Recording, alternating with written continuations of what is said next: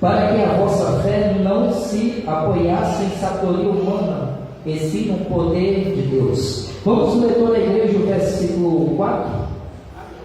1, 2, 3 e... A minha palavra e a minha pregação não consistiram em linguagem persuasiva de sabedoria, mas em demonstração do Espírito Santo e de poder. Diga, demonstração do Espírito Santo e de poder.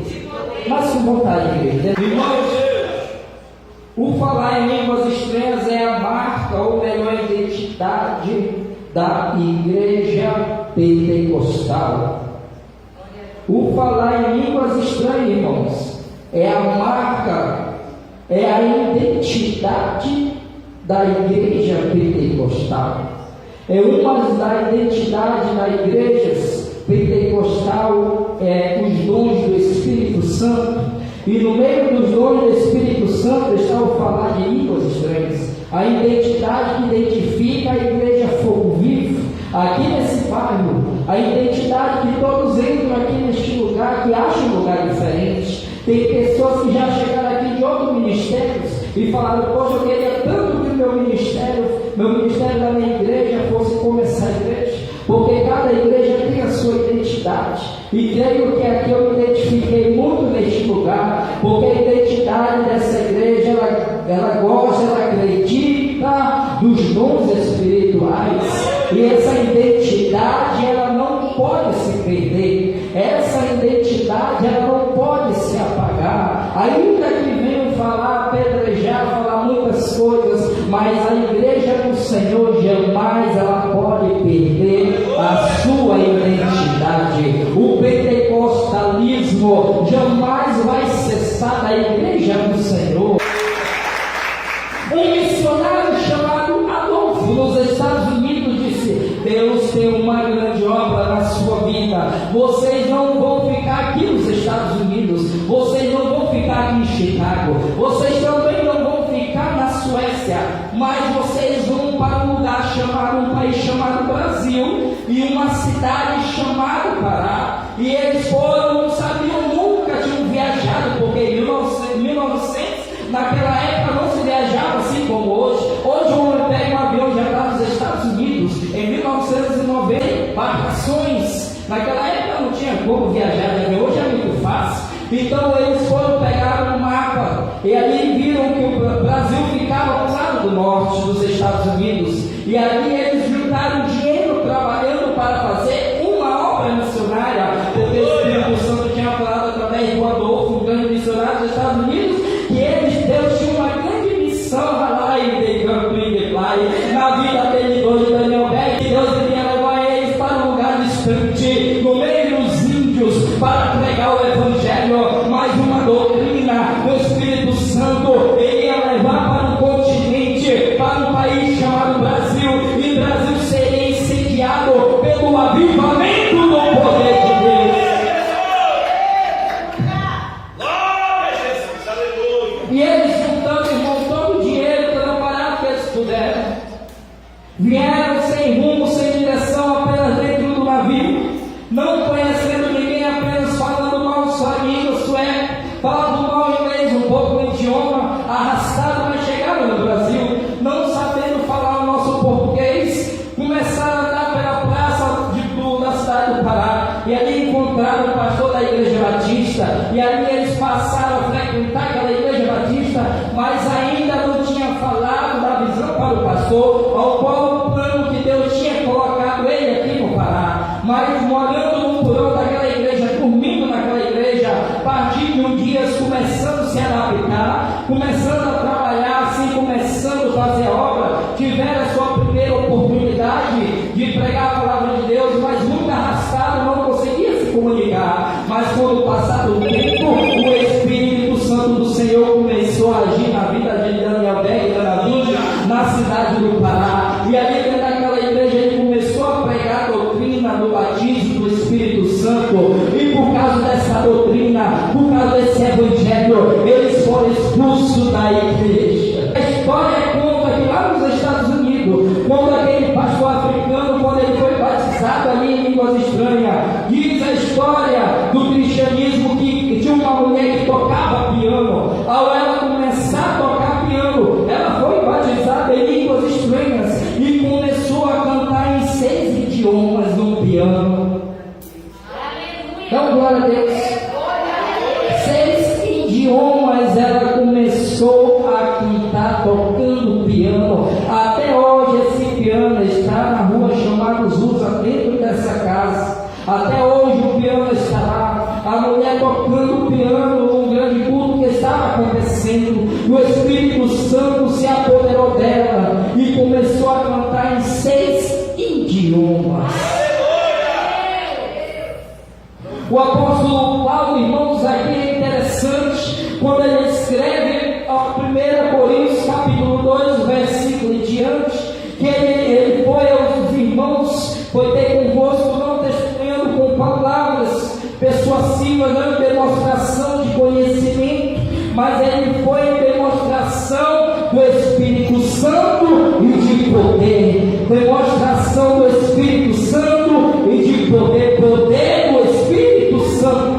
Quando você pregar, quando nós anunciamos esse evangelho, não tem que ser baseado em conhecimento humano, não tem que ser baseado em filosofia, não tem que ser baseado em questões humanas, nem o conhecimento humano, porque o conhecimento humano é loucura para Deus, mas sim tem que ser baseado no poder de Deus, no agir de Deus, do Espírito Santo.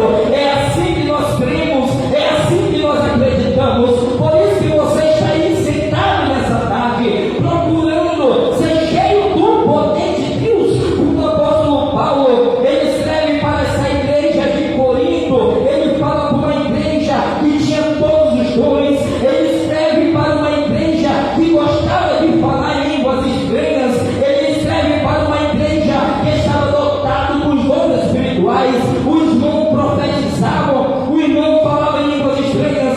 Assim era a igreja de Corinto, era uma igreja avivada, mas ele escreve para os irmãos porque já estava todo mundo pulando, falando em línguas estranhas, e ele queria um pouco ter um pouco de cautela com os irmãos. Aí por isso que ele escreve que é bom que um fale, outro depois fale, e outro fale também, mas a palavra do Senhor diz que ele não proíbe, não proibais de falar de línguas estranhas. E muitas pessoas pregam esse texto para querer bater contra os pentecostais, para dizer que o apóstolo Paulo está falando que não é bom que todos falem línguas estranhas dentro da igreja.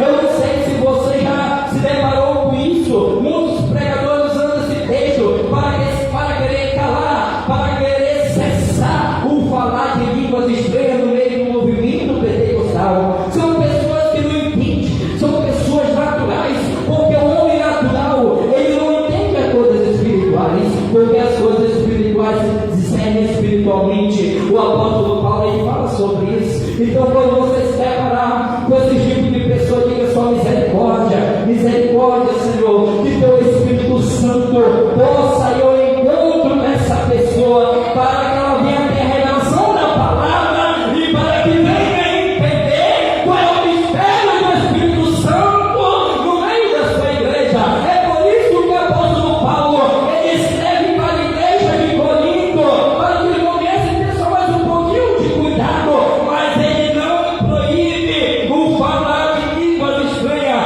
Onde está escrito isso, irmão? No 1 Coríntios capítulo 14, no versículo 39, ele diz: não proibais o falar de línguas estranhas no meio da igreja. Porque o que fala em línguas estranhas, irmãos, ele não está falando uma língua qualquer. Diga para o seu irmão que está falando em línguas estranhas, meu irmão. Ele não está falando um idioma qualquer.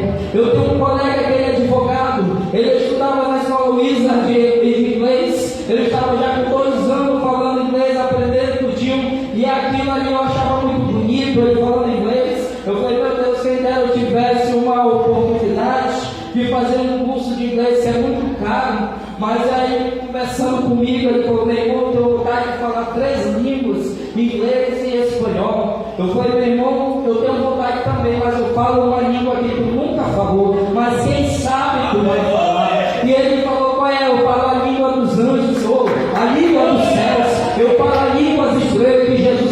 professor, esse não precisa fazer curso, esse não precisa pagar, esse não precisa pegar o ônibus daqui lá para o centro para aprender, não. Esse daqui ninguém ensina, esse daqui é joelho, joelho dobrado no chão, é pagando preço para ser batizado, para falar em mistério com Deus. Esse dom de línguas estranhas, esse batismo, ele não se compra, mas é um preço de joelho, jejum e oração. Ai, pai, não tem algo que compra esse mistério, esse fluir de línguas estranhas. A palavra do Senhor, quando Paulo me diz que falar em línguas é falar com Deus. Aonde está escrito isso? 1 Coríntios, versículo 14, versículo 2.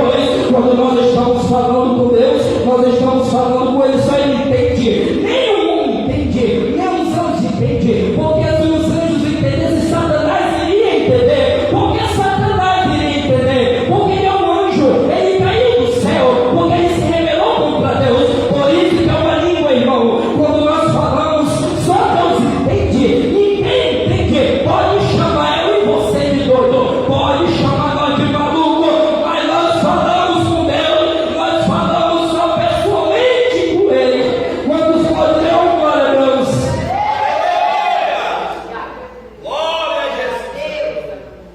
E é gostoso falar em línguas estranhas, é ou não é? É por isso que a igreja ela tem que falar em línguas estranhas, que ela é um revestimento de poder, ela é um revestimento de poder maravilhoso, porque nos momentos de lutas e dificuldades, nos piores momentos da nossa vida, nós dobramos o nosso joelho, irmãos. Se não fosse o Espírito Santo na nossa vida, quem seria de nós? Quem seria? Eu já teria desviado da igreja, irmão. Você já teria desviado também, porque Jesus ele subiu e tinha que ter alguém para nos acompanhar. Ele disse: eu vou para o Pai e rogarei para o Pai, para que ele envie outro, o Consolador, o Espírito Santo, para que nos guie, para que nos ensine nos caminhos da verdade. Nós temos que andar esse Espírito que vai estar convosco até a consumação do século. Seria de nós o que seríamos de nós sem esse Espírito Santo? Meus irmãos, nos momentos mais tristes, eu me encontro com a minha esposa lá na cidade do Iranduba. Quando nós estamos abatidos, estamos passando por luta, nós dobramos nossos joelhos pela volta do meio-dia, e ali pela noite, pela madrugada, o Espírito Santo vem sobre a vida dela, se apodera sobre a vida dela, e ela começa a falar em línguas estranhas e começa a profetizar, dizendo: assim diz o Senhor para ti, não temas, porque grandes coisas eu tenho para a tua vida e a minha vida. Se não fosse por esse Espírito Santo, grandes coisas nós não iríamos fazer para o reino de Deus.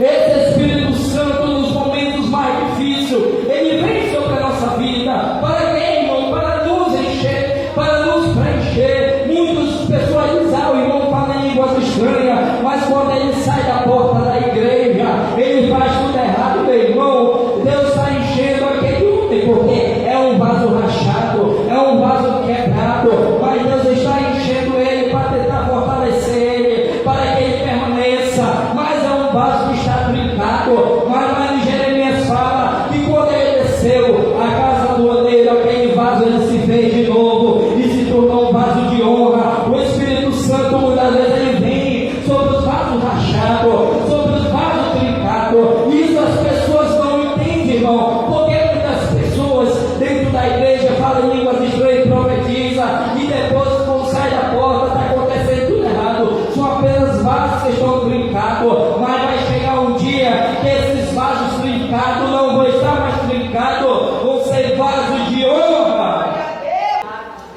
No livro de Joel, capítulo 2, versículo 28, quando sabe esse versículo, levante sua mão. Joel, capítulo 2, versículo 28, diz assim: que há de ser nos últimos dias, né? Nos últimos dias derramarei o meu quê?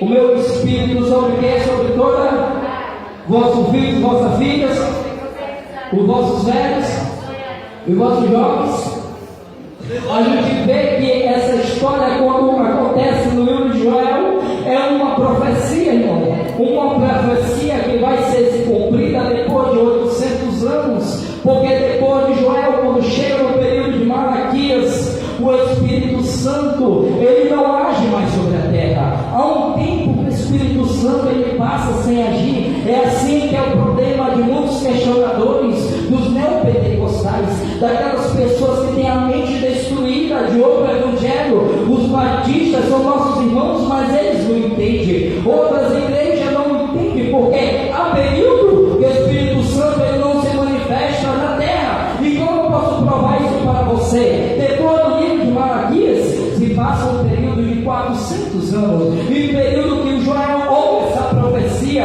essa revelação que iria acontecer. Aonde iria acontecer? No livro de Atos capítulo 2, mas se passa um período de 800 anos, e depois 400 anos de Malaquias, até Jesus Cristo, o Espírito Santo ele não age sobre a terra. Assim também foi que aconteceu, depois da morte de Cristo, ali ele sobe para o céu, e roga para o Pai, para que ele envie o Consolador, o Espírito Santo, e ali se cumpre no livro de Atos dos Apóstolos, capítulo 2, que quando eles foram, para onde? Para Jerusalém. Jesus, ele morreu, depois da sua morte, a festa da Páscoa, e depois da festa da Páscoa, passava 50 dias, a 70ª semana, 50 dias que veio a festa do Pentecoste, a festa da colheita, e Jesus falou: vamos para Jerusalém, e vamos para um lugar chamado Cenáculo. Nesse lugar vocês vão estar em oração. Os historiadores dizem que eram mais de 120 pessoas, digo 120.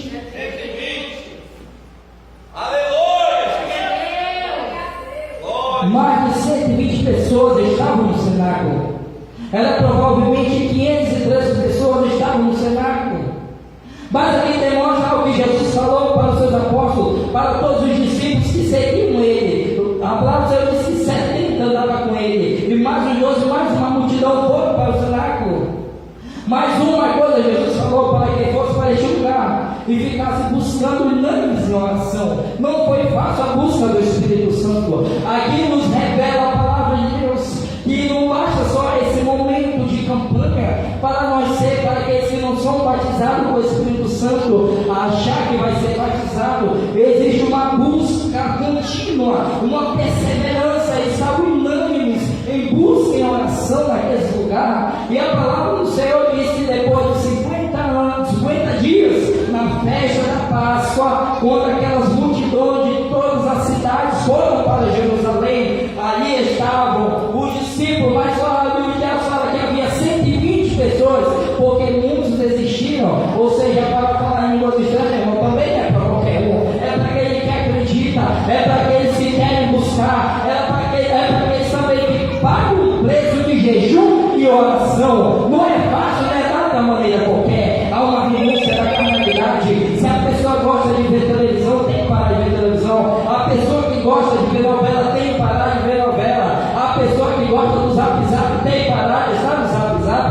A pessoa que gosta de estar no Face, tem que parar de estar no Face. A pessoa que gosta de fazer muitas coisas que não agradam a Deus, tem que parar, tem que ter uma renúncia, porque aqueles 120 pessoas que perseveravam ali foram só apenas eles, os demais que foram embora, que não continuaram a persistência de oração. Oração não é para qualquer um. Buscar o batismo do Espírito Santo não são para todos, são para todos, mas não são para todos. Essa que é a questão, que é um critério, que é uma renúncia a fazer. E estavam ali eles todos, os escolhidos, ao qual ele queria Jesus que batizasse com o Espírito Santo. Eu creio que aqui nessa tarde, essas cadeiras poderiam estar cheias, mas assim como estavam os 120 escolhidos para estar ali, aqui estão os poucos e o nosso Espírito Santo, ele decidiu para que estivesse aqui nesse lugar. A palavra diz que eles não estavam de joelho nem pé, mas a palavra assentados. Para quem entende a palavra assentado, quer dizer sentado. Talvez eles estavam cansados, mas estavam orando sentado. Eu quero dizer que você